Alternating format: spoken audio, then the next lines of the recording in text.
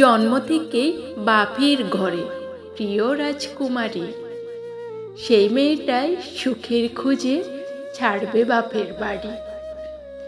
যাদের জন্য দেখলো চোখে এই পৃথিবীর আলো, তাদের ছেড়ে রাজকুমারী থাকে অতি ভালো। সারা জীবন মেয়ে থাকে বাবার রাজকুমারী, সেই মেয়েটাই একদিন হবে বাপের প্রিয় অতিথি।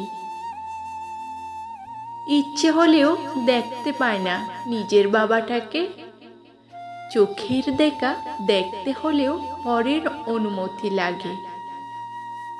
যে বাড়িতে জন্ম হলো গড়ল শখের জীবন, সেই বাড়িতেই বেড়াতে যায় 2-4 দিনের কারণ।